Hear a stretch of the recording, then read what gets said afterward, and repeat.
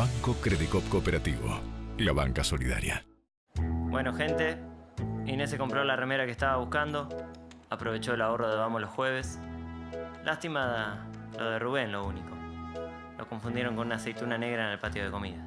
Y lo atravesaron con un escarbadientes. Tuvo mala suerte, porque fue en la cabeza. Pero bueno, así es Vamos los jueves. Hoy estamos, mañana no estamos.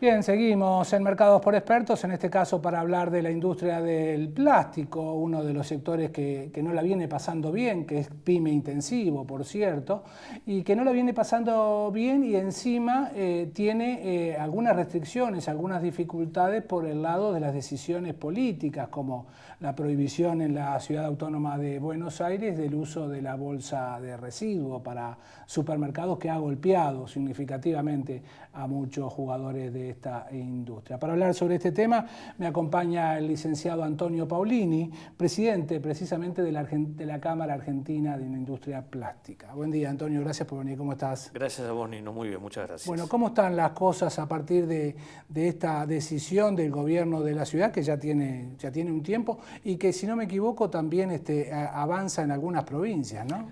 Sin ninguna duda, la ciudad de Buenos Aires es un reflejo para lo que otras provincias van a hacer. Esto sí, como bien decías, tiene casi 2 años desde que se impulsó. Como yo digo siempre, es más fácil prohibir que gestionar.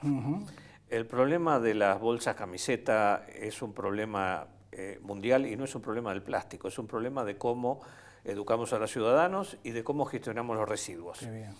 Entonces, en lugar de generar un sistema de recolección diferenciada, en lugar de tener tratamiento de basura y no basureros a cielo abierto donde terminan volando estos materiales y demás, es más fácil prohibirlos. El mundo no va por el camino de la prohibición. Hay ejemplos donde hay algunas prohibiciones, pero no son como las que tenemos en la Argentina.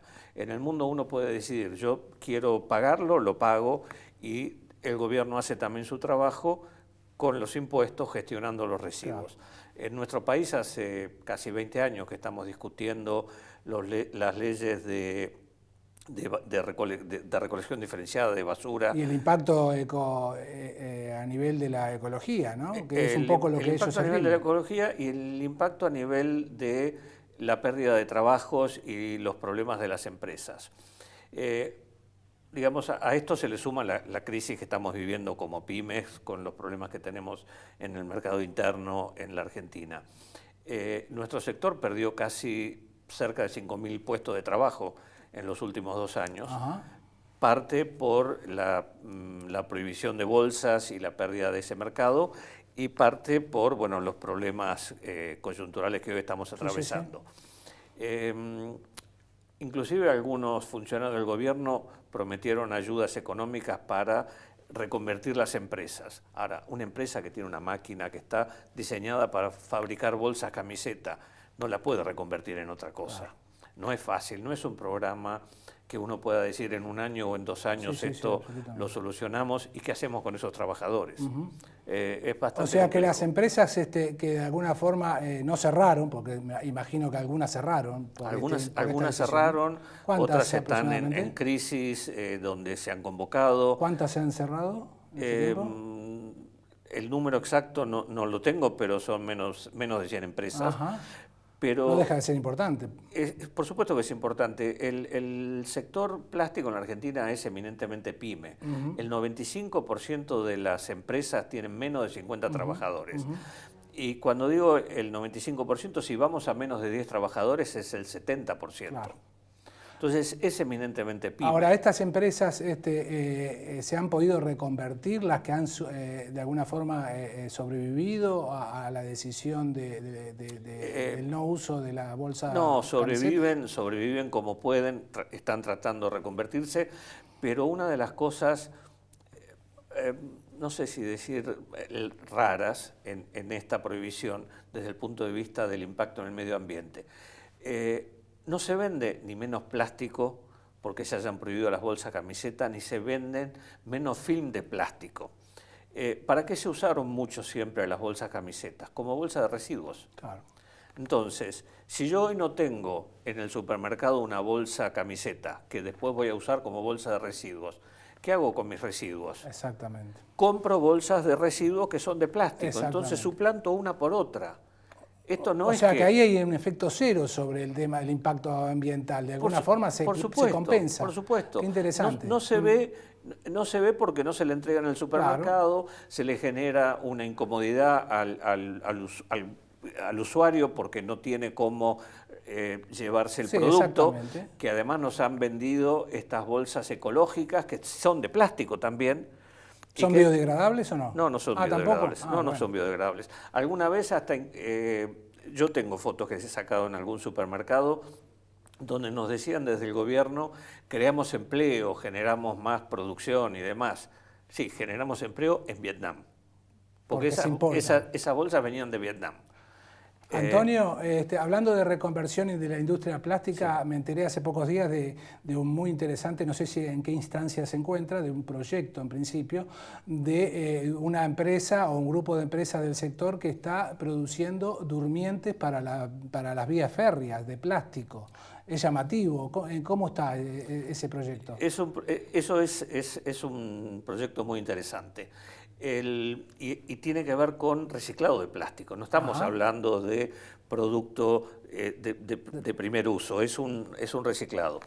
Tiene muchas ventajas porque por un lado suplantan o podrían suplantar los durmientes de quebracho, que hoy es muy difícil conseguirlos y hay una cantidad enorme. Se están haciendo estudios, se están haciendo mediciones, las cosas funcionan bastante bien y acá hay una resistencia al cambio también, porque estamos habituados al durmiente de madera con todo el beneficio que ha dado y el problema que genera después la falta de ellos. Y hoy el reemplazo, bueno, hay que demostrar que el plástico para esto funciona bien, que en eso estamos y poder que la gente entienda también que es un buen producto y que funciona como se espera. Y es sustentable en largo plazo, por supuesto, tiene la suficiente dureza. La resistencia mecánica se están haciendo esos ensayos.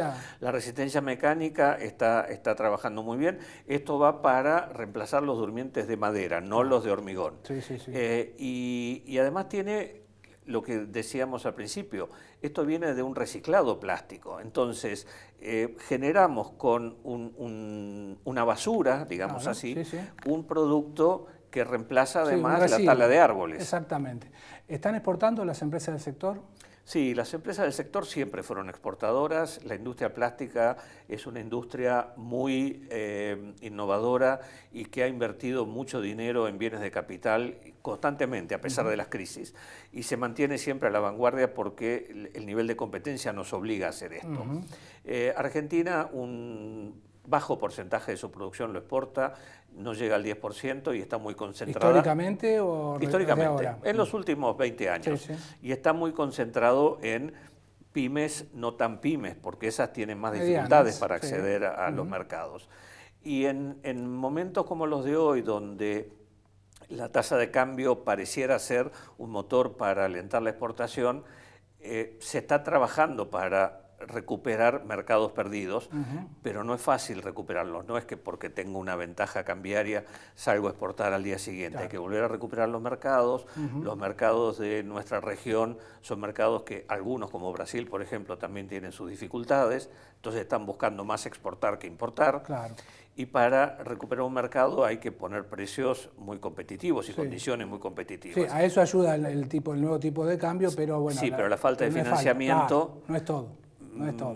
Sí, con tasas del orden del 70%. Claro, porque aparte se encuentra la disyuntiva de que no solo el crédito tradicional o convencional está muy caro, sino que no tienen las suficientes ganancias o rentabilidad para autofinanciarse las empresas. ¿No me equivoco? No, y hoy cuando exportamos muchos impuestos. Claro.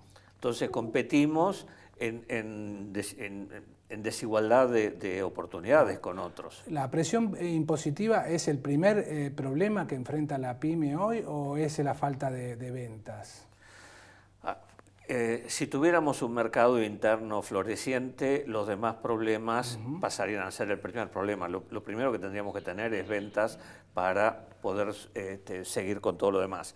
Por supuesto que la carga impositiva es muy pesada, que ayuda en esto, y también lo es el costo del dinero. Por supuesto. Los dos grandes problemas que por lo general suelen explicar las pequeñas y medianas empresas para salir adelante y para hacer frente un poco a esta crisis que asoló buena parte del 2018, ¿no?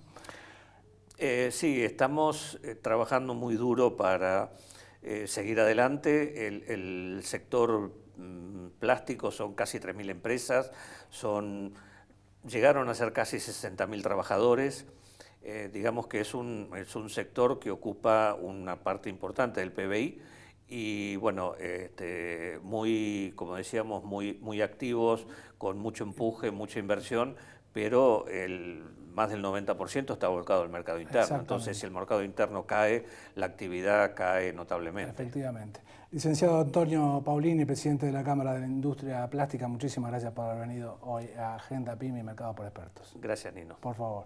Agenda PYME y Mercados por Expertos que vuelve la semana que viene, como siempre. Chao.